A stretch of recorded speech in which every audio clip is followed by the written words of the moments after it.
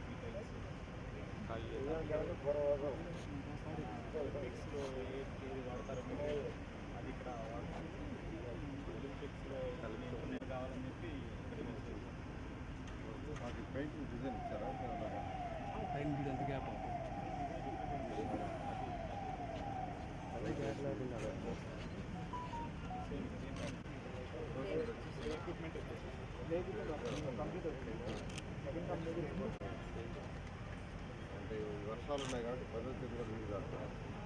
15, 20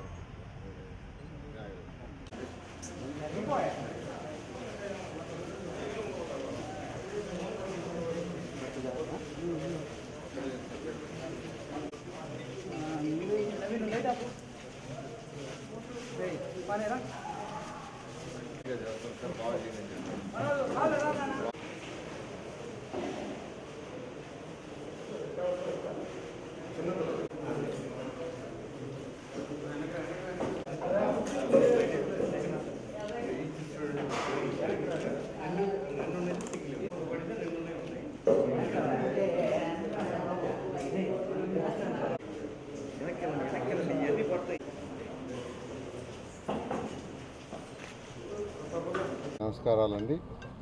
ఏదైతే నెల్లూరు నడి ఒడ్డులో ఉన్న విఆర్ హై స్కూల్ని ఈరోజు ఒక మంచి మోడల్ స్కూల్గా భారతదేశంలోనే నెంబర్ 1 స్కూల్ పేదలు నిరుపేదలకు చేయాలనే ఉద్దేశంతో తలపెట్టి ఇటు ముఖ్యమంత్రి గారికి మరియు విద్యాశాఖ మంత్రి యువ నాయకుడు లోకేష్ గారికి ఇద్దరికి యాక్చువల్గా చెప్పడం జరిగింది. వెంటనే స్టార్ట్ చేసి చేయమన్నారు.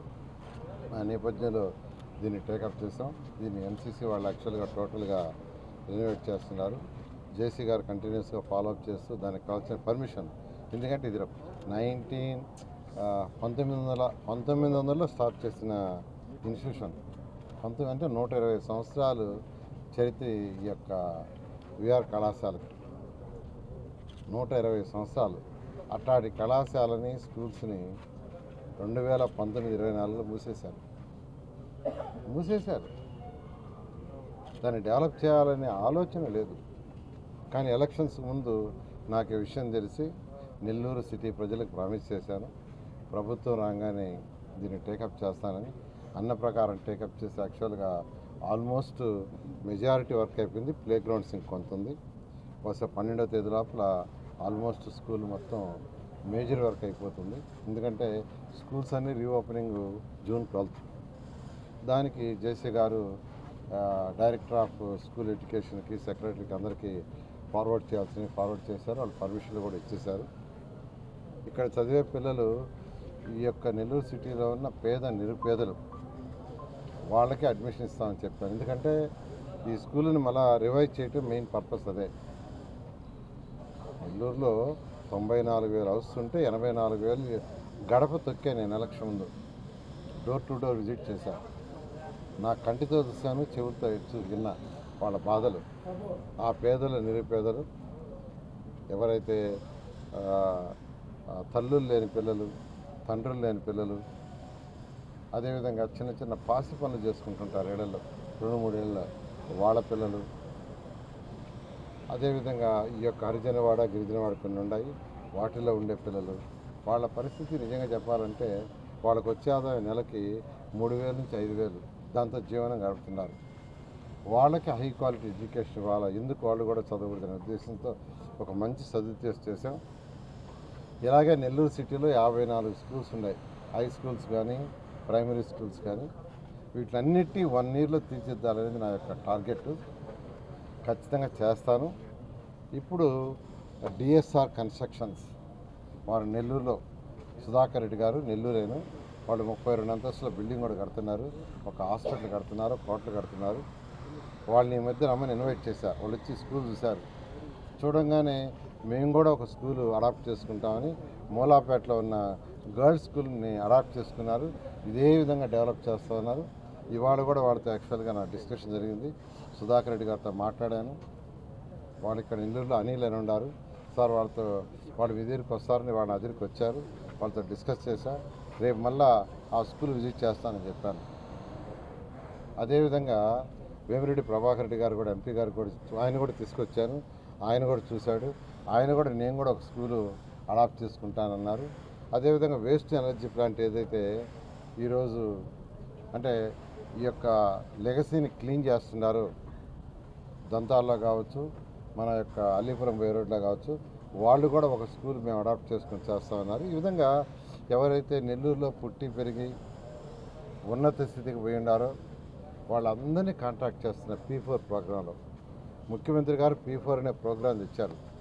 P4 అంటే ఏం లేదు, ఈ రాష్ట్రంలో బాగా డెవలప్ అయిన టాప్ 10%, బాటంలో ఉన్న 20% మంది ప్రజలకి సపోర్ట్ చేయటం. సపోర్ట్ అంటే వాళ్ళని అడాప్ట్ చేసుకొని వాళ్ళకి మెంటరింగ్ చేయటం, గైడ్ చేయటం.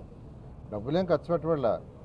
వాళ్ళకి ఎలా చేస్తే వాళ్ళ జీవన విధానం మారుతుంది, ఏ విధంగా వాళ్ళ పిల్లలు చదువుకుంటారు, ప్రభుత్వంలోని పథకాలను ఏ విధంగా వాళ్ళకి అందించాలి, లేదు చేతికుండా సహాయం చేయదలుచుకుంటే కొంత సహాయం చేయటం. ఆ యొక్క P4 ప్రోగ్రాంలని ఈ స్కూల్ని మేము టేకప్ చేసాం. మా పిల్లలు కూడా ఈ స్కూల్లో చదివే పిల్లల యొక్క ఫ్యామిలీస్ని కొందరిని P4 ప్రోగ్రాంలో అడాప్ట్ చేసుకుంటున్నారు. అదేవిధంగా నెల్లూరులో ఉన్న 54 స్కూల్స్ P4 ప్రోగ్రాంలో ఇదే స్కూల్ మోడల్లో రాబోయే 1 ఇయర్లో రెనోవేట్ చేస్తామని నెల్లూరు ప్రజలందరికీ తెలియజేస్తున్నాను. ఇది అయిన తర్వాత నెల్లూరు రూరల్ కూడా టేకప్ చేస్తాం. ఎందుకంటే నెల్లూరు సిటీలో నేను గెలిచే ఎమ్మెల్యేగా ఓట్లు ఎంచుకొని గెలిచినప్పుడు నా బాధ్యత. అందుకని ఫస్ట్ దీన్ని చేసి తర్వాత నెల్లూరు కార్పొరేషన్లో 54 డివిజన్లు కూడా ఇదే విధంగా రాబోయే 5 సంవత్సరాల్లో డెవలప్ చేస్తామని తెలియజేస్తాం. Thank you. అన్ని డిపార్ట్మెంట్స్ కోఆపరేషన్తో మేము ఆనరబుల్ ఎంఏడి మినిస్టర్ గారి ఆధ్వర్యంలో బీఆర్ స్కూల్ని కంప్లీట్గా రెనోవేట్ చేసి మున్సిపల్ కార్పొరేషన్ హ్యాండ్ ఓవర్ చేయడం జరుగుతుంది. సో అన్ని డిపార్ట్మెంట్స్ కోఆపరేషన్తో ఈ 12th జూన్న స్కూల్ అనేది స్టార్ట్ చేయడం జరుగుతుంది. దానికి సంబంధించిన ఎన్రోల్మెంట్ అంతా కూడా చేస్తున్నాము. అదేవిధంగా ప్రజలందరూ కూడా నిజంగా నిరుపేదలైన వాళ్ళందరూ కూడా వాళ్ళ పిల్లలకి రిక్వైర్మెంట్ ఉంటే డెఫినెట్లీ ఎన్రోల్మెంట్ చేసుకోవాలని మరొకసారి మనవి చేస్తున్నాను. ఈ స్కూల్లో చదువుకునే అవకాశం పొందాలని అందరికీ కూడా మరొకసారి మనవి చేస్తున్నాను. Thank you. నమస్కారం. ఈరోజు ఈ కాలేజ్ చూస్తే ఒకప్పుడు VR college, VR high school, పైన లా కాలేజ్. అదే నా రూమ్. నేను చదివింది 2 సంవత్సరాలు లా పాస్ అయ్యాను, 3వ సంవత్సరం రాయలే. 75% లాయర్ నేను. ఈరోజు చూస్తే ఒకప్పుడు ఇదంతా పాడుబడిపోయిన పరిస్థితిలో ఉంది, పాములు ఉండేవి. కానీ ఇంతలా విఆర్ కాలేజ్ అంటే ఆంధ్ర రాష్ట్రంలోని పేరు. దీని తర్వాత సర్వోదయ కాలేజ్ నెల్లూరు. అటువంటిది ఈ కాలేజ్ తిరిగి పరిస్థితికి వస్తుందా అనే పరిస్థితి చూస్తే ఇప్పుడు నిజంగా నారాయణ గారు అదేమంటే అల్లావుద్దీన్ అద్భుత దీపంలాగా దీన్ని ఈరోజు సృష్టించారు. ఎవరు ఊహించలే. నేను చూశాను అసలు ఇండియాలో ఇటువంటి స్కూల్ ఉంటుందా సార్ అని. ఇది ఏ కోటేశ్వర్ల పిల్లల్లో, మామూలు కోటేశ్వర్లు కాదండి, దాదాపు 100 కోట్లు ఉండే ఆ పైనుండే పిల్లలు చదివేటువంటి మొత్తం ఇన్ఫ్రాస్ట్రక్చర్.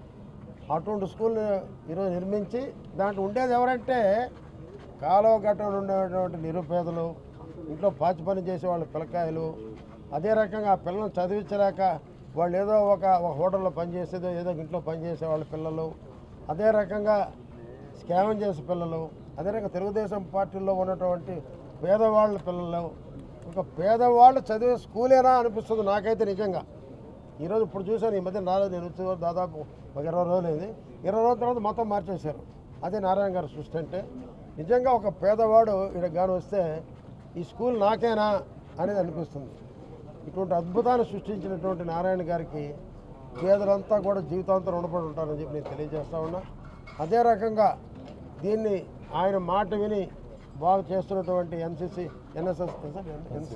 ఎన్సీసీ వాళ్ళకి, అదే రకంగా పృథ్వీకి, వాళ్ళ మిసెస్కి, అదే రకంగా నారాయణ గారి పాప, ఆ పాప అన్ని దేశాలు తిరిగింది, ఆ ఇన్ఫ్రాస్ట్రక్చర్ ఎలా ఉందో ఇక్కడ చెబుతుంది. అంతా బ్రహ్మాండంగా తీర్చిదిద్దారు. ఇది నిజంగా ఒక అదృష్టం. నెల్లూరు పట్టణంలో ఉండేటువంటి ఒక పేద ప్రజలకి భారతదేశంలోనే నారాయణ గారు ఒక ఆదర్శం చేయబోతున్నారు. ఎందుకంటే గతంలో తెచ్చారు ఇదే స్కూల్లో మిద్దె పైన ఇంటర్మీడియట్ ఆ రోజు పెట్టి ఇంగ్లీష్ మీడియం పెట్టి ఎంతోమంది రాష్ట్రంలో వాళ్ళు చదివించి వాళ్ళని మంచి ఉద్యోగాలకు పంపించేటువంటి ఘనత మా నారాయణ గారిది. మళ్ళీ ఈరోజు ఆయన వచ్చినటువంటి ఒక గొప్ప ఆలోచన ఈ స్కూల్ది. నిజంగా చాలా గొప్ప విషయం సార్. నిజంగా పేదవాళ్ళు మీకు రుణపడి ఉంటారు. నా బోర్డు కూడా మీకు రుణపడి ఉంటాడు. ఎందుకంటే మీరు చిన్నతనం నుంచి ఇంగ్లీష్ నేర్పిస్తున్నారు. దీంట్లో నాది ఒక బాధ ఉంది. నేను కాంగ్రెస్ పార్టీలో 2000 కాంగ్రెస్లో ఉన్నా. ఆనాడు విద్యార్థి కాంగ్రెస్కి నేను ఫౌండర్ని. నాకు రాజీవ్ గాంధీ గారు ఆంధ్ర రాష్ట్రంలో ఫస్ట్ నెల్లూరు అని చెప్పి 5 నిమిషాలు ఇంటర్వ్యూ ఇచ్చాడు మద్రాసులో ఒక ప్లేన్ రైల్లో. నాకు ఇంగ్లీష్ అర్థం చేసుకోగలను, ఫ్లూయెంట్గా మాట్లాడలేడు. కనీసం రాజీవ్ గాంధీ గారితో సిగ్గుతో 2 నిమిషాలు మాట బయటకు వచ్చాను, 5 నిమిషాలు టైం ఇస్తే. నిజంగా ఆ రోజు నారాయణ గారు లాంటి వాళ్ళు ఉంటే నేను ఈరోజు బాగా చదువుకునేవాడినేమో. అట్లా నాలాగా ఎవరు బాధపడకుండా అందరూ చదువుకునే అవకాశం కల్పించిన దానికి నారాయణ గారికి ప్రత్యేక ధన్యవాదాలు తెలియజేస్తాను.